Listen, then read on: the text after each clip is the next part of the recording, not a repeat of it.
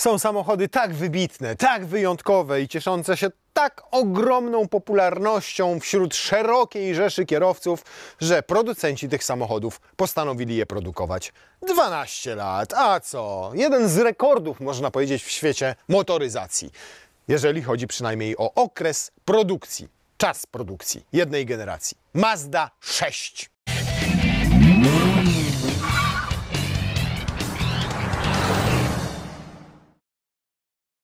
Bardzo ładny wóz.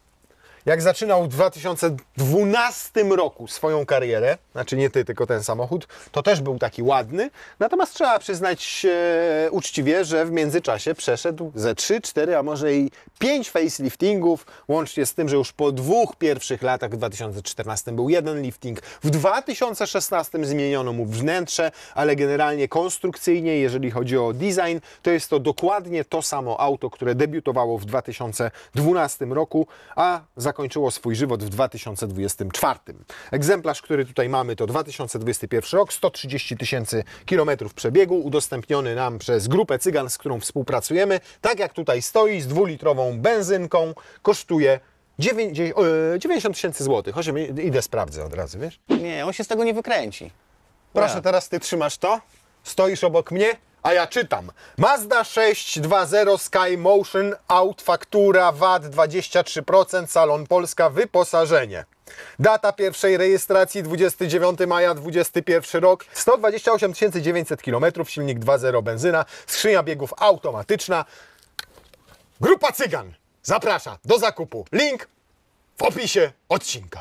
I po reklamie. I po reklamie. A teraz ty. Teraz ty się pomądrzyłeś, teraz ja się może trochę pomądrzę. Co? Mogę? Proszę bardzo. To otwieramy machę, zaglądamy tutaj. Ja w międzyczasie mogę wam powiedzieć. 2.0, 145 koni mechanicznych, żadnych mchewów. Pociąg tam. Co mam pociągnąć? No, pociąg. O, teraz mogę pociągnąć. I oszałamiające, uwaga, 213 Nm w samochodzie segmentu D. 213 Nm. Jak puścisz to... Czałka. Tu mamy Sky Active z punktem G. Mieliśmy też Sky Active z punktem D i to był diesel 2.2. Te diesle nie cieszyły się chyba zbyt dużą popularnością. No nie. I mieliśmy 2,5-litrową jednostkę benzynową. Co możesz powiedzieć, jeżeli chodzi o... Różnica między 2-litrówką a 2,5-litrówką różni się tylko pojemnością. Generalnie te same silniki. Także gdybyśmy mieli wybierać, to raczej 2-litrówkę. Nie? A dlaczego? Było tańsze w eksploatacji, w sensie w zakupie. Bo te 2,5-litrówki były droższe, nie? A, w zakupie, a w No, eksploatacji? zakupie. Tak samo. Generalnie, jak patrzyłem części zamienne do samochodów, znaczy do Mazdy konkretnej, kurde, no są tanie, wiesz? Naprawdę się zdziwiłem. I co kolejne jest moje zdziwienie, że ich tak mało jeździ po polskich drogach, bo to jeżeli faktycznie jest Nie, tak, to że był ten popularny samochód akurat. No wiesz co, no nie, no wyprzedzały trochę inne marki, nie? Te samochody, więc ona się tak mocno w oczy nie rzuca na rynku. Ale mówisz teraz, opowiadasz o tym, że ich nie widzisz dlatego, że nie ma co gadać o silniku? Tak, są tam jakieś delikatne problemy, ale to są problemy w postaci takiej, że czasami rolka napinacza paska wielorowkowego potrafi huczeć, uszczelka dekla zaworowego podciekać. Zdarzyły się przypadki z przypływomierzem. Generalnie, jeżeli chodzi o silnik, samą jednostkę, nie ma absolutnie żadnych problemów. Łańcuch jest bezobsługowy. Ten silnik ma problemy? Ten silnik ma taki problem przede wszystkim, że ma 145 koni i przy 6000 obrotów. No to jest jego, i 213 Nm przy 4000 obrotów. To jest jego jedyna wada tego motoru, tak? Okej, natomiast jeżeli chodzi o eksploatację, to... Jest bezobsługowy i o czym trzeba też warto pamiętać, Mazda skróciła interwały wymiany olejów i dobrze go robić co 15 000. I te samochody jeżdżą. A to też częsty przypadek. Kuna. Także tutaj za bardzo się nic nie dzieje. Filtry, jakieś tam eksploatacyjne rzeczy to są porównywalne tam do grupy volkswagenowskiej, do tam Kia, Hyundai'a. A diesla czemu nie? Bo ty porysujesz zaraz. Wiesz co, diesle były awaryjne i tu chodzi bardziej o wtryskiwacze, o DPF-y, o EGR-y i no jak to diesle, nie? I też nie lubiły zapalać. Tak, to jakby... Przez niski stopień sprężenia nawet nowe egzemplarze potrafiły zimą odmówić posłuszeństwa, gdy wciskałeś przycisk start, stop. Mówił tak zwane jutro. A zawieszenie i układ hamulcowy? Jeżeli chodzi o układ hamulcowy, to też dosyć tania sprawa, dlatego że tak, klocki zaczynają się od 300-350 zł w górę i tu już mówię o takich producentach, no dobrych producentach, nie jakieś tam niszowe, tylko takie wyższe. Tarcze od 450-500 w górę, tył troszeczkę tańszy, wiadomo. tak? Natomiast gdyby przyszło Wam do wymieniać klocki z tyłu, to nie kupujcie ich sami, tylko poddajcie się mechanikowi, bo są 2 rodzaje układu hamulcowego i możecie sobie kupić nie takie, co potrzeba. 130 000 kilometrów przebiegu. Jak wnioskuję z tego, co mówisz, to tutaj nic nie ma do roboty przy takim przebiegu. No nie, zawieszenie praktycznie się nic nie dzieje. Jeżeli chodzi o zawieszenie, jest dostępne też z dobrego producenta. To wahacz dolny kosztuje około 500 zł, amortyzator też dobrego producenta, no nie wiem, nie będziemy reklamować, około 550 zł. Nie? No to nie W są górę. to To rzeczywiście. nie są, naprawdę. Eksploatacyjnie bym go, znaczy części eksploatacyjne bym bardziej porównał tak do Skody, nie? Okej. A mamy coś wyżej niż Skodę. Mamy coś wyżej niż Skodę Octavia, ale nie wiem, czy niż Skodę Superb. Samochód jest przedstawicielem segmentu D. Mamy w wersji akurat kombi, natomiast występował też oczywiście w klasycznym sedanie. I ciekawostka jest taka, że w związku z tym, że kombi było zrobione pod specyfikę europejskiego rynku, bo w Stanach ten samochód w ogóle się z takim nadwoziem by nie sprzedawał. Co więcej, ma krótszy rozstaw osi od sedana o 8 cm, więc w sedanie znajdziesz więcej miejsca w środku trochę, on jest taką bardziej limuzyną poważną. Kombiak jest krótszy, ma mniejszy rozstaw osi, ale ma większy bagażnik, bo w sedanie było to 480 litrów, a tutaj tych litrów jest 520. O, to sporo.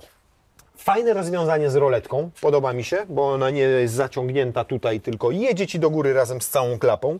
Dodatkowo, jak otwierasz, to zobacz, jak to fajnie wymyślili, że tu zwija się siateczka, więc nawet jak jest otwarta klapa bagażnika, a kierowca siedzi za kierownicą, to widzi w lusterku wstecznym tego, kto tutaj pakuje cokolwiek do I środka. twój Webzon. No, Nie określaj powiem ci, wszystkich swoją miarą, tak? To był, powiem Ci, żart z rodzaju Monty Pythona. Więc roletka naprawdę fajna i dodatkowo jeszcze, poczekajcie, spróbuję ją odpiąć. Odpina się raz, dwa.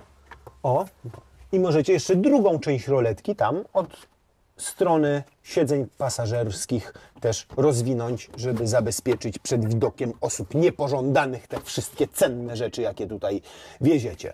Więc naprawdę super fajne rozwiązanie. Mamy haczyki, dźwigną 3 kg, jeden i drugi, jest gniazdo zapalniczki, wyłożone miękką wykładziną boki, co ja lubię, bo to się wtedy mniej rysuje zdecydowanie. No tutaj jakieś tam plastikowe półeczki pod podłogą bagażnika, jeszcze przegródki, w których można umieścić sobie graty jakieś drobne.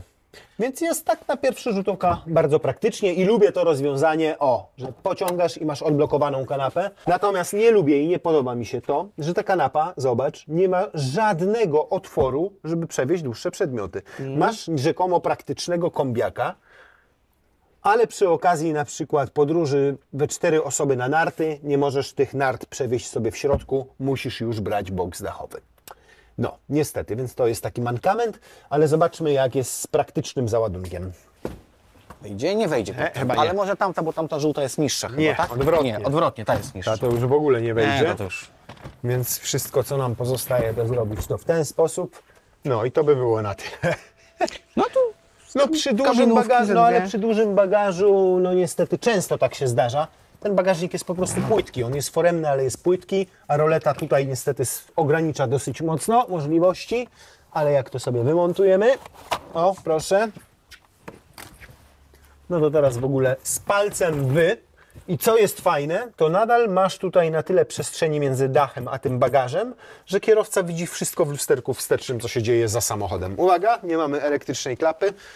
W ogóle zobacz, ile miejsca Jest jeszcze. jeszcze, no. Bo ona jest, zobacz, tak wyprofilowana tutaj, że jest odsunięta centralnie, więc największa walizka po środku, jeszcze spokojnie tutaj trzecia taka duża wchodzi. Jak chcesz, to tam po bokach przez te wgłębienia tutaj jeszcze wrzucasz sobie jakieś plecaczki. Naprawdę jest... nie wiem, czy tu 3 kabinówki by nie wlazły tak. Dramatu nie ma, tak? To Nie? jest ze 4 nawet. No, jakby tak. Mogłoby tak być. Więc jest naprawdę nieźle. Cyk, cyk, cyk. O, widzisz, zobacz. Raz, dwa, trzy i się zamyka. Brakuje tylko tej elektryki trochę, nie? No, Ale wiesz, przynajmniej zamykanie trwa 1,5 sekundy, a nie 15. tak, i nie stoisz. Plusów szukajmy. Chodź, zapraszam Cię do tyłu. Sprawdzimy, czy te 8 cm robi różnicę. 8 cm robi Kolosalną różnicę. ogromną różnicę. No musisz się przesunąć do przodu. Nie wiem, kto tam siedział przed tobą. Tak, tak, najpierw muszę włożyć kolana i potem drzwi. O, czekaj. Dobrze. Tylko teraz tak, poczekaj, ja sobie jeszcze... O, on jest chyba już opuszczony do końca. Ja sobie go trochę położę tylko, bo siedzę jak na taborecie. O. No to powiem Ci, jak na krótszy rozstaw osi to nie jest źle. Mam miejsce na kolana, mam miejsce na stopy i mam miejsce nad głową. Co najbardziej zaskakujące, bo tutaj na tylnych kanapach samochodów mam najwięcej problemów z tą częścią ciała, a tutaj jest naprawdę w porządku. Dziwna ta tapicerka jest. Taka gąbkowa jakby, nie? Taka... Tak, ładna, natomiast w dotyku taka troszkę dziwna, ale wygląda naprawdę fajnie, estetycznie. Zobaczcie, nawet tutaj zakończenia tych pasów są w tapicerce, łatwo widoczne, na widoku umieszczone. Isofixy niestety z takimi klapeczkami. Klapeczkę jak sobie wrzucacie, no to potem brzęczy Wam w bocznych drzwiach. Podłokietnik chociaż jest? No, jest podłokietnik. O Jezu, a czemu on tak opada? Tak powinien być, a zobacz, on jedzie niżej jeszcze, no nie lubię takich. A może już się wyrobiła blokadka, zobacz. Natomiast zobacz, jakie fajne ma rozwiązania. Masz dwa USB tutaj, czyli nie w konsoli środkowej, tylko tutaj i to jest fajne rozwiązanie, bo mogą być krótsze kabelki. To wyłożone miękkim materiałem. Miejsce na telefon i dodatkowo dwa uchwyty na kubki. Miejsce na telefon niestety w tak zrobione, że nie wiem jak tu się ogląda coś. Tak, chyba musisz oglądać. Telefon tam wpada, więc to jest raczej tylko do przechowywania telefonu, a nie do trzymania go, żebyś mógł sobie coś oglądać, bo wtedy to powinno być tutaj coś, nie? I byłoby rzeczywiście bardziej praktycznie, więc do przechowywania, ale nie do oglądania czegokolwiek na telefonie. Kieszenie w oparciach przednich foteli, nawiew jest, można go zamknąć, otworzyć, regulacji temperatury nie ma, a jeżeli chodzi o jakość, to naprawdę przyzwoicie, powiem Ci, są zrobione te Mazdy, jeżeli chodzi o materiały. Bo tu jest miękko i fajnie, tu jest takie jakieś szczotkowana, oczywiście pewnie plastik, a nie prawdziwe aluminium szczotkowane. To podobnie z tym, ale ładna klameczka estetyczna. Tu jest miękko, prawdziwy fajny szef. To nawet ten podłokietnik w tym miejscu jest miękki, w tym nie jest miękki, ale jest obitą tak jakby czymś imitującym skórę, ale imitującym naprawdę nieźle. Więc pod względem jakości, no może nie jeżeli chodzi o montaż, chociaż o tym to się przekonamy bardziej na naszej drodze z płyt, ale jeżeli chodzi o materiały, to jest w porządku. Zobacz, tu masz nawet miejsce, gdzie Ci wielka butelka wejdzie, 1,5 litrowa. No, całkiem powiem Ci. Nieźle, jak na 130 000 kilometrów, to ten fotel kierowcy też nie jest jakoś mocno No złotany, właśnie, nie? idę to teraz zobaczyć, jak to jest z fotelem kierowcy, bo on najbardziej dostaje nomen omen w dupę, a raczej dupą. I zobacz. Nie zmechaciło się to, nie poprzecierało się nigdzie. Okazuje się, że ten materiał jest bardzo trwały. Tu jest delikatne takie zagniecenie tego materiału, ale nie wpływa ono ani na wizualne estetykę wnętrza, ani na komfort. No naprawdę nieźle, jak na materiałową tapicerkę. Zwłaszcza przy czarnym kolorze też się tak nie rzuca w oczy, nie? Tak. Także Drzwi bardzo ładnie. zobacz, też na 130 000, nic nie jest wyblaknięte, to nie jest wygniecione, co czasami przy takich przebiegach już się zdarza. To piano zachowało nawet, trzeba by je najpierw wyczyścić. No to piano, widać, że na przykład tutaj widzisz, wokół ustawień lusterek i wokół przycisków do otwierania szyb jest porysowane. Natomiast jeżeli chodzi o jakość samych materiałów, to naprawdę jest nieźle. Nawet ten plastik, zobacz, który jest w dolnej części tutaj, to tu jest tylko jedna niewielka ryska, a tak ma fajną fakturę, fajną strukturę i dobrze wygląda. No, miłe zaskoczenie. A teraz usiądź za kierownicą i ponaciskaj deskę. Troszkę trzeszczy, co? Troszkę. Ale zobacz, dotknij go tam na górze, jest fajny tym materiałem wykończonym Tak. mięciutkim, a mimo wszystko telepie się jak alkoholik pod żabką. Ale na przykład bardzo mi się podoba niska pozycja za kierownicą, można wygodnie, fajnie usiąść. Bardzo lubiłem zawsze kierownice Mazdy, które mają idealną średnicę i idealną grubość wieńca. Natomiast tej przydałoby się już lekkie odtłuszczenie, bo ona jest w super stanie, Tak, jak tak się na błyszczy. 130 000 kilometrów i się błyszczy tylko, ale to wystarczy wziąć odpowiedni preparat, przetrzeć ją i ona będzie zmatowieje, tak jak ta część tutaj na dole. Więc to są takie niuanse. Proste, fajne przyciski. Ale tu przynajmniej nie odpadają słupki A, tak jak w nowym CX-60 i 80, wiesz? Tylko się porządnie trzymają. I tu też jest jakby lepiej. No tak średnio dotykowy. Dobra, kręć pan tę sokowirówkę. Co, nie działa? Co nie działa? No dotyk. No Dotykało? dotyk nie działa. No, ekran jest dotykowy, ale ekran jest dotykowy tylko na postoju. Bo jak jedziesz, to nie możesz patrzeć w ekran i go dotykać. No możesz przecież. za to kręcić tutaj tym Śmigłem. i obsługiwać śmigłem, rozumiesz? Czyli wtedy nie działa. Zobacz, a teraz nic tu nie działa, nie działa, zobacz, nie działa, Poczekaj, nie działa, nie poczekaj. działa. Uwaga. I zaczyna działać. Mazdowskie No rozwiązania i mazdowskie pojęcie bezpieczeństwa. Lepiej podczas jazdy tu niczego nie klikać, ale kręcić pokrętłem już se można. Ale no i tak wtedy patrzysz na ten ekran, jak kręcisz tym pokrętłem, nie? No tak. No. No tak widać, że to swoje lata ma, ale z drugiej strony jest Apple CarPlay i jest Android Auto. Tutaj, więc sobie podłączasz telefonik i masz multimedia takie nowocześniejsze, tylko niestety nadal możesz je obsługiwać wyłącznie podczas jazdy I z pokrętłem. tego co mi się wydaje, to jest bezprzewodowy ten Apple CarPlay. Może być, już w tamtych latach może już być. Natomiast zobacz, roletką sobie zasuwasz otwory na kubeczki. Tutaj miękkie i nogę jak sobie o to opierasz, to masz mięciutko pod kolanem, nic Cię nie upija. Klimatyzacja. Wiesz co, Łukasz, tu wszystko jest mięciutkie, bo ten panel też jest mięciutki, tylko wiesz co, teraz wjeżdżamy na tą drogę i jestem strasznie ciekawy, jak to się tam będzie zachowało, bo zobacz, tak trochę jak Mercedes. Pamiętasz Mercedesy te? Pamiętam, Zobacz, jak to wszystko tu trzeszczy, zobacz. pamiętam, tak było. I mimo, że miękkie, Tak, miękkie jednak- tak dokładnie, ale jak zaczynasz, ty, ona się cała, zobacz, tutaj pracuje. No. Nawet. No, dobra, sprawdzian. Sprawdzian zawieszenia i sprawdzian jakości.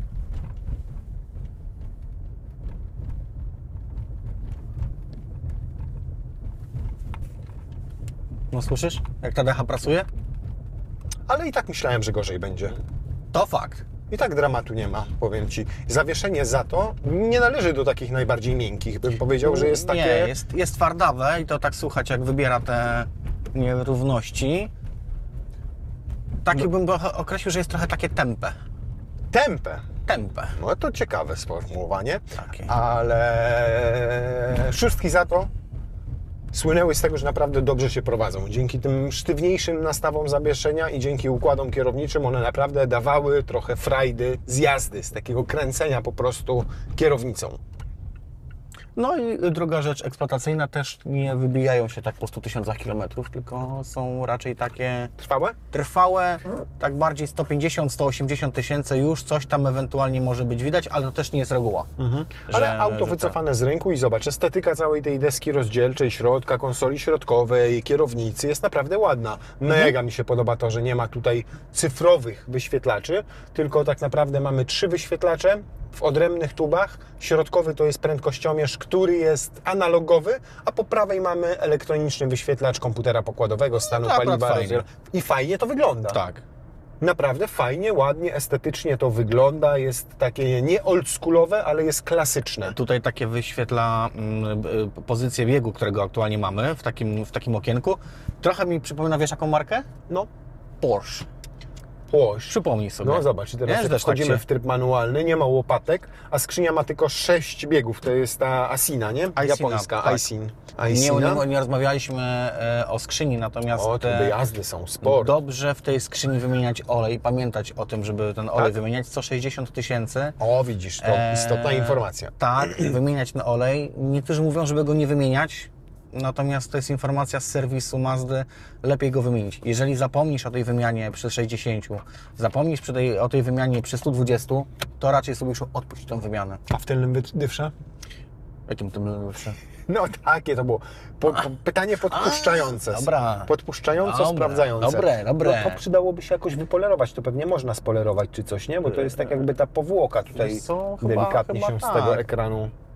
No ale jak wiesz, nauczeni jesteśmy tutaj przykładami w innych samochodach, no lepiej te piano sobie też jakąś tą folią zabezpieczyć, te ekrany też folią. To tutaj jeszcze wygląda w miarę. Tu nie, ale tu przy kierowcy ten panel od szyb to jest strasznie porysowany. Nie? Ale z drugiej strony, jak na to nie patrzysz, się nie przyglądasz, to też nie zwracasz na to uwagi. Generalnie poza tym, że tutaj jest to piano, jest lekko porysowane szczególnie tam i poza tym wyświetlaczem, to powiem Ci, że wnętrze jest w świetnym stanie. Tak. Jak na auto, które ma 130 tysięcy przebiegu i parę lat jazdy za sobą, bo w tym roku ponad 4 lata mu stuknęły.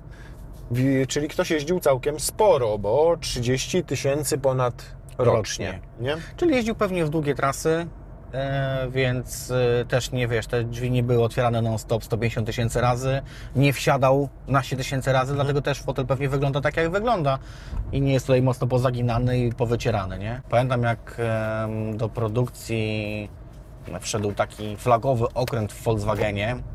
Pamiętasz, jak się nazywał? Phaeton? Phaeton. Ale różnie go nazwali, bo nazwali Phaeton. Phaeton, Phaeton. To tam książka, instrukcja obsługi była, słuchaj, jak encyklopedia. Encyklopedia. A tak, no tam było... Taka gruba książka Tam była. było tyle rzeczy.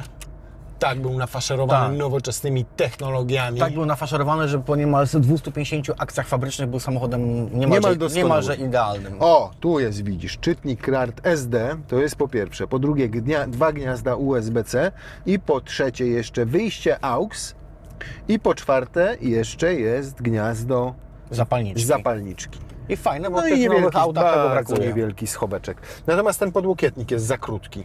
Ja rozumiem, że tutaj trzeba było gdzieś umieścić uchwyty na kubek, no ale nawet ja siedzę tutaj na fotelu pasażera i tak naprawdę trzymam rękę tu, na tym. Tak, ale chyba już wiem, dlaczego to jest właśnie miękkie, No. takie obszyte, nie? Takie przedłużenie miękkim. podłokietnika. Tak. Ale też wygodne, wbrew pozorom tak taniejsze, jak masz wielki łokieć, nie? Jak ci się... Tam silny mam troszkę miejsca jeszcze, żeby się odsunąć.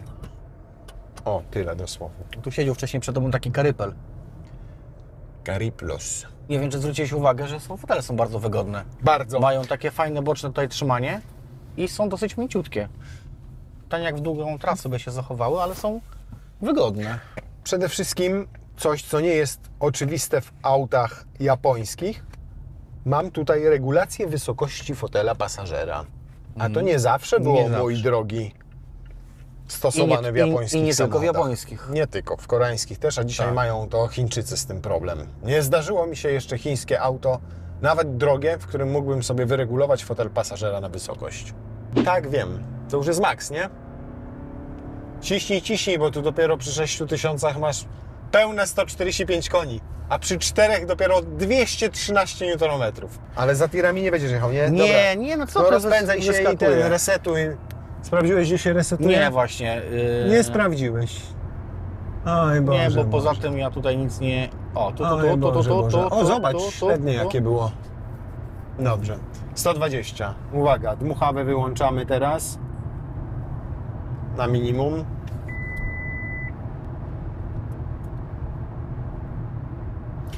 No tak 69 decybeli. Dramatu nie ma, ale troszkę ciszej mogłoby być. Szczególnie Jak to jeżeli nazywam, chodzi o... średnia krajowa. Ale wiesz co, podobno jest lepiej wyciszona od poprzedniej Tak. generacji, czyli znaczy generacji, nie generacji, tylko przedliftowej. Że podobno tutaj Japończycy bardziej się postarali o wyciszenie tego samochodu. Nie zwróciłem uwagi na szyby, czy ma też boczne... Akustyczne? Tak, zobacz. Tak, podwójne. Ma. No Tak, właśnie. i to też odpowiada, bo wcześniejsze egzemplarze to była kurde, wiertarko-wkrętarka. Tak. Sokowirówka. Nie dość, że Tylko- tutaj silnik było słychać, wszystkie Tak. przeniesienie napędu, no to nie dość, że mamy To było. przednią szybę akustyczną, no to też boczne dołożyli. Jest lepiej wygłuszony od wersji przedliftowej. Natomiast też jest lekki ten samochód. Tak. Więc pomimo niewielkiej mocy 145 koni mechanicznych robi setkę w około 10 sekund, a oni zadbali o tą lekkość, bo on waży tylko 1300 kg. To nieduże jak na takie klasy auto, nie? To jest segment D, to dzisiaj kompakty ważą po 1400-1500 kg, a tutaj segment D 1300, zawdzięczamy to m.in. innowacyjnym spawom, które są dużo lżejsze, wykonaniu specjalnych wzmocnień z nowoczesnych materiałów, a bardzo zależało im na ograniczeniu masy nie tylko ze względu na osiągi, nie tylko ze względu na zużycie paliwa, ale też ze względu na bezpieczeństwo. Pamiętam, porównywała to nazwa, zrzucając dwa jajka. Jedno takie normalne jajko, a drugie jajko wydmuszkę. I że to jajko ciężkie od razu się rozbijało, a jajko wydmuszka zostawało całe, nie? Mimo że sama skorupka. Delikatnie zgniecione, ale całe. Ale to miało udowodnić, Tak. że im cięższy samochód, tym groźniejszy podczas wypadku, bardziej niebezpieczny. No i sam silnik też miał mieć w sobie takie rozwiązania, które pozwalały oszczędzać paliwo. Mazda stwierdziła, że nie będzie tam się bawiła w jakieś hybrydy, w jakieś mchewy w tamtych latach, tylko zrobi taki silnik spalinowy, że on będzie palił jak diesel, ale jak widzimy po naszych wskazaniach nie udało się do końca. No nie doszło. Bo Została chyba tylko nazwa Sky Active, natomiast Tak, bo spalanie przy jest... 120 masz 7 litrów i to jest raczej taki wynik normalny dla tego samochodu. No raczej tak, ja teraz zwolniłem do No i 90, 6,7, ale to 6,7, wiesz, ale no 7 litrów pali, więc to nie jest taki spektakularny wynik. A Nie? na autostradzie 8,5. Myślę, że tak, jeszcze obciążony z bagażami, 9. gdybyśmy jechali to 9. Do Spieszy dyszki, ci się dyszka, także 145 koni i dyszka przy szybszej dynamicznej jeździe. To dużo, nie? O ile tak można powiedzieć. No sporawo. dyszkę palą samochody z 2-litrowymi doładowanymi silnikami sięgającymi koło 300-350 koni, nie? No. Nie? Także 2 razy tyle mocy, 2 razy tyle momentu i zużycie paliwa 2 razy mniejsze. 2 razy mniejsze. No. Dawaj pan w No dobra. sport. Gdzie to było wybierane? Tu było. A, tu jest. I on nawet start-stop mu działa nawet jak jest w trybie sportowym? Tak. To ciekawe. Dziwne, co? No masz, już więcej tutaj to nie już chyba ma wykombinujemy. nic. Gotowy? Tak. O kurna. O Jezu, uszy mi zaraz będą 6,5 krwawiły. tysiąca się pada. O, do Nie. 6,5 kręci go. Już. No, ale trzyma parametry. Tak? Z nami Czema na pokładzie 10,14. Proszę bardzo. 10,14 setnych. No nie jest to demon prędkości, ale umówmy się, wielu użytkownikom to w zupełności wystarczy. Najgorsze jest to, że ten moment i ta moc pojawiają mu się w górnym zakresie obrotów. Więc to wyje. Od dołu Wyje to nie strasznie. jedzie. Od dołu to... Już, stop. O, tutaj mam. I powtórka z rozrywki, weryfikacja. Dobra. Gotowy? To ja tak, cały czas. O, i tu zaczyna jechać dopiero. Tak, nie? i W to nawet słychać. końcowym.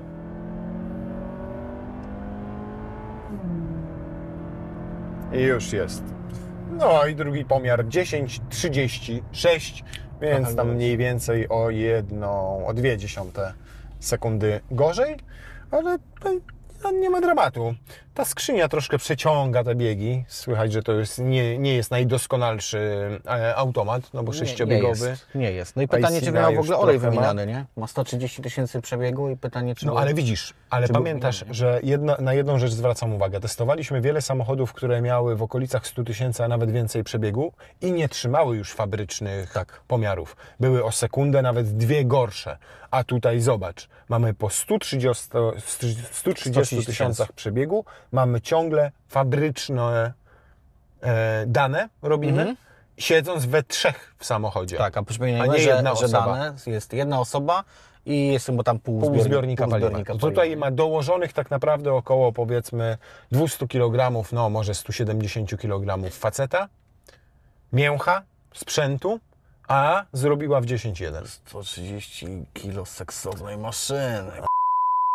Merafilioza kreatura Tak jest. z japońskiego. To co, nie chcesz się przesiąść? Nie, widzę. A daj. Też? Tak. Usnę w fotelu pasażera.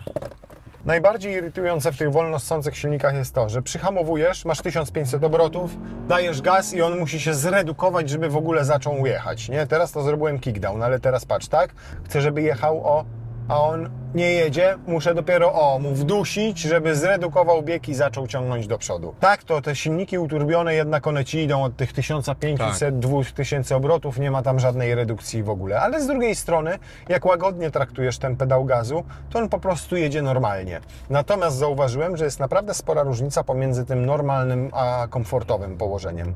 Bo jak tu jadę, to od razu skrzynia ma domyślnie zredukowany bieg i faktycznie każde położenie nogi na pedale gazu, ono od razu uwalnia te Reaguje. momenty obrotowe i te konie mechaniczne i super reaguje.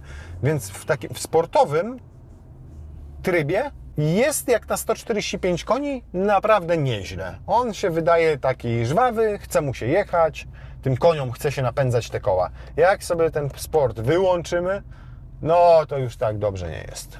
Chcę się włączyć, rozumiesz? I muszę wdusić i on musi się wkręcić wtedy na 7000 obrotów prawie. O. ale piłuje się strasznie, nie? No grzeje apę, no wolno ssący motor kręcący się prawie do 7000 obrotów, nie? Więc ja bym wolał tutaj chyba tę mocniejszą benzynę. Ona 170 koni ma? Ten 2,5? 165 chyba. No, Chyba. z dupy nie urywa. Duża różnica 25, tam 30 koni, tak? Prześmieszny ma wskaźnik Taki ten. chwilowego zużycia paliwa. Widziałeś? Patrz, zdejmuje, zobacz, jak skokowo działa, Tak. widzisz? Nie ma żadnej płynności w ogóle. Nie ma tego, tylko jest taki tyk, tyk, Tak. tyk, tyk, tyk. Powiem Ci tak, ogólnie mi się samochód podoba.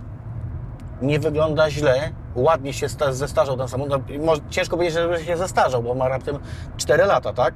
No ale po tych listach i tak dalej, ładnie wygląda. Ładną ma tą mordkę, ładną ma tą dupkę. W środku też ładnie wygląda. To jest auto dla klienta, który nie wymaga osiągów. W sensie jemu to jest obojętne, czy tu jest 145 koni, czy to jest 120 koni, czy tu byłoby 250 koni. Bo on jeździ po prostu delikatnie. On jedzie 120 i on jedzie 120, jest 140, on jedzie 140. Nie szaleje, nie potrzebuje tabuna koni mechanicznych, ale potrzebuje przestronnego wnętrza i takie tutaj masz. Niezawodności absolutnej i tutaj chyba nie ulega wątpliwości, że ten samochód nie wygeneruje Ci dodatkowych kosztów podczas eksploatacji, poza wymianą oleju co 20 000, bo Mazda nawet co tyle zaleca, nie co 30-40, tylko co 20 000. Nic tu nie będzie się psuło, będziesz tylko jeździł na wymiany oleju, nawet jeżeli auto ma te 130-150 tysięcy kilometrów przebiegu. Śmiało w ciemno można kupować. I uwaga, nawet te wymiany oleju też nie puszczą właściciela z torbami, bo te eksploatacyjne części są naprawdę tanie. Dokładnie.